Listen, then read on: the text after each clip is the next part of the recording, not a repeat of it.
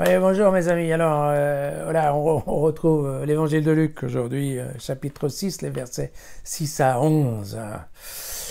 Un autre jour de sabbat, il entra dans la synagogue et il enseigna. Il y avait là un homme dont la main droite était paralysée. Les scribes et les pharisiens observaient Jésus pour voir s'il ferait une guérison le jour du sabbat, afin de trouver de quoi l'accuser.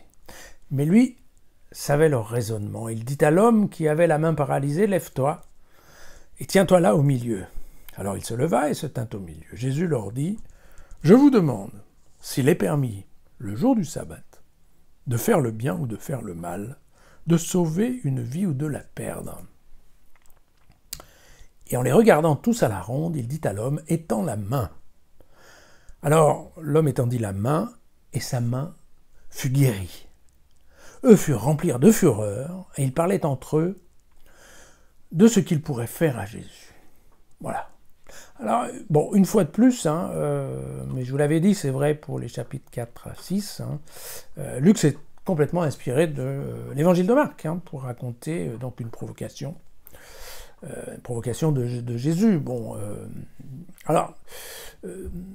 c'est un peu moins conflictuel que Matthieu, mais enfin, très clairement, on est quand même dans la provoque, donc il ne faut pas prendre les choses autrement.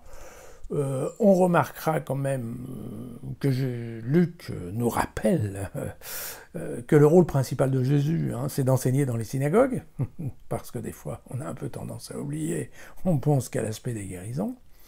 Et donc, par rapport à cela, vous avez remarqué que, en fait, Jésus fait quand même attention à ne rien faire. La seule chose qu'il fait, c'est qu'il met, la personne au milieu de la synagogue. C'est tout. Personne n'a rien demandé. Le malade ne lui a pas demandé guérison.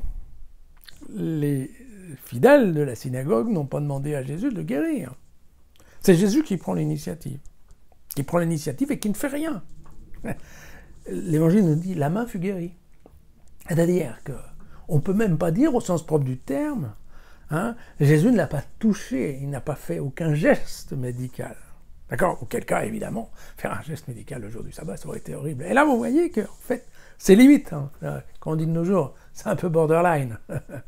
Mais Jésus est assez bon dans le borderline. Et donc, effectivement, bon, alors là, Luc nous dit, voilà, les Juifs sont furieux. Bon. Alors, les Juifs sont furieux ou ils ne sont pas furieux? De toute façon, la question, elle est très simple, une fois de plus, c'est que, dans le monde de Luc, on ne s'encombre pas de toutes ces histoires, discussions par rapport au sabbat, par rapport à qu'est-ce qu'on peut faire, qu'est-ce qu'on ne peut pas faire. Luc a une vue qui est beaucoup plus, laïque, on va dire, païenne, ou athée, enfin d'un système, voilà, bon, il y a quelqu'un qui est malade, on peut le soigner, on le soigne, point barre. On ne se pose pas la question de savoir si c'est sabbat, si c'est dimanche, si c'est un jour férié, si c'est bien, si c'est pas bien. Le bien c'est de guérir, point barre.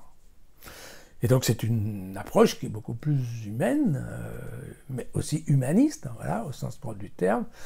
Et c'est vrai que, globalement, dans ce qui nous est raconté ici, Jésus met, en effet, la loi sacrée, il la met un petit peu par derrière, en termes de priorité. Pour lui, clairement, c'est plutôt de guérir cette personne. Évidemment, c'est un peu exagéré, quand Jésus dit, oui, est-ce qu'on sauver la personne?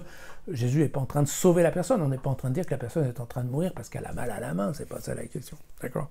Donc évidemment, c'est vraiment de la provoque, mais une provoque destinée à montrer que, voilà, il y a deux mondes, il y a un monde qui est complètement coincé et paralysé par un certain nombre de lois, et puis il y a un autre monde, tout simplement, où c'est l'amour, voilà, c'est l'amour actif du prochain, voilà, ça c'est le grand message de Luc, le message de Jésus bien sûr, mais tel que Luc nous le raconte. Et donc, et voilà, c'est ça. À demain.